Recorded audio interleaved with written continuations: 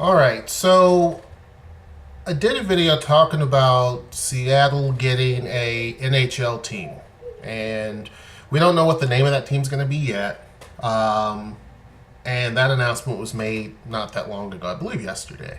So I did a video the day of. Actually, I did a video before it was announced. Actually, the day before, and I predicted that obviously it was going to happen because everything pointed to it. They had the money for the team already, planned for renovating Key Arena, and then of course, obviously, ticket sales just went like that. So it made sense. So not only is Seattle getting a NHL team, which will start the 2021-2022 season, it is now going to also get XFL. Now, this is going to happen in 2020. So, to be honest with you, Seattle is going to be nuts. Period. Because, taking the XFL out of it for a second, we haven't had a winter sport in so long that people here are just ready for it. And so now, by having hockey here, it satisfies that. And it kind of gives people a little bit of a clap while waiting for the NBA. Now, the NBA would be by far more successful here than any other sport. By far. We are definitely a basketball town. They would do by far better than even having the Seahawks here. But the fact that we're getting a hockey team helps us to convince the NBA when they do decide to do expansions that this would be the place to have an expansion site. It's just common sense. The money is here. And I did a video talking about, Tacoma and Seattle safety and the fact that one of the categories was the financial part of it, and that Seattle ranks number 2 in the country. Well, it ranks number 2 because there's a lot of wealthy people here. Let's face it. It just is. I remember when someone said that because of Microsoft, there was 1,000 or 10,000 millionaires. I can't remember in the city. I can't remember if it's 1,000 or 10,000, and I thought that was crazy, but it makes sense. And we have a lot of billionaires here. From time to time, Steve Ballmer, if he still has his house here, he's here. The 2 richest men in the world live here. Jeff Bezos being number 1, and of course Bill Gates number 2. They live basically in Medina or Medina. I don't know which one it's called. So I guess Medina. Whoever is from here, they know the correct way that it's said here. Please say it. Sorry, my undershirt's all coming up. I hate that. But anyway, there, I fixed it. So anyway, yeah, that's the case. But now the XFL has decided to come to Seattle. Now, prior, and looking back at the XFL, and if you don't know what it is basically football that's played just like regular football in terms of the field. The field is the same as the NFL. There's no difference there. The only difference was there's a few little minor differences, but it was extreme. The X stands for extreme. And XFL was created by Vince McMahon, and he owns WWE, or for folks who used to watch wrestling back in the day, WWF. But anyway, he owns this.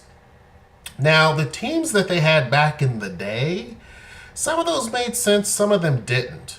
Okay, so I'm just looking at some of the old teams. San Francisco Demons, Memphis Maniac, Los Angeles Extreme, Las Vegas Outlaws, Orlando Rage, New York/New Jersey Hitmen, Chicago Enforcers, and the Birmingham Thunderbolts. I don't get why Birmingham, Alabama was chosen. No hate to Birmingham, but I don't get why that's a tiny city. They didn't choose any city in Texas. Texas is football country. But anyhow, so now they're bringing it back, and Seattle is getting a team, and they're going to play at CenturyLink Field as well. Now, CenturyLink is getting pretty packed because it has the Sounders, which is our professional soccer team, and it has obviously the Seahawks, which is our NFL team, and now it's going to have XFL Extreme Football League is going to come and play at CenturyLink Field. Now, this is great because for people who really and truly want folks to take off the other guy's head, whereas in the NFL, if there's certain things you did, obviously you'd get in trouble for. But here, in this particular circumstance, totally different thing. So for those who likes a little bit more action, and the tickets aren't as high, they're not as expensive. Because tickets here, if you want to go to the Seahawks, you need to give up a paycheck almost. It's expensive. So there's going to be 8 cities, and these cities make good sense because these are all cities that have loads of cash. The people who live there are packing a whole lot of cash. So it makes sense. If you want to have long-term stability in a sports franchise, you need to go where the money is. So Dallas, Texas, loads of money. Houston, Texas, they got a lot of money. Los Angeles, yep. New York, yep. St. Louis, yep. Seattle, obviously, and Washington, D.C., of course. Now, what's ironic in this is 2 of those cities, well, technically 3, but 2 of those cities are exactly where Amazon located. I'm not saying that XFL chose, D.C. and New York because of Amazon. They probably had this list well before that. But it rings true that these are cities that have a lot of disposable income. There's a lot of people that have a lot of disposable income to where getting a ticket is not that big of a deal. It's kind of, companies I've worked for at times had bought a bunch of tickets and for baseball or what have you, or sometimes Colts tickets when I lived in Indianapolis to just give them away to employees, right? So that's the type of place you want to be in. And so these particular cities, and it makes sense, these are Los Angeles hadn't had, before the Rams got there, they hadn't had a team in forever. They hadn't had a football team. So it makes sense to actually, and they're able to handle 2 football teams in Los Angeles. It doesn't really, it's a huge market, so they're able to do that. It's good it's not in Vegas. Vegas, I don't think is, Vegas has a hockey team and that type of thing, but Vegas is still known as a city of just a gaming city. I think it's trying to really change that image, and it's really trying to do its best. But to me, Vegas is kind of a city that it's a pit stop city. No offense, but it's a city where you go to have fun and then you leave, right? A lot of people won't choose to live there because of the connotation around, the city itself, right? Memphis, Memphis already has, the Grizzlies, and they're, having an NBA team is great. But there are other places, and I'm looking at the past XFL. There's other cities that would have been a better fit than Memphis. San Francisco's fine. LA, talked about Vegas. Orlando makes sense. New York, Chicago, and Birmingham. Birmingham doesn't make sense to me.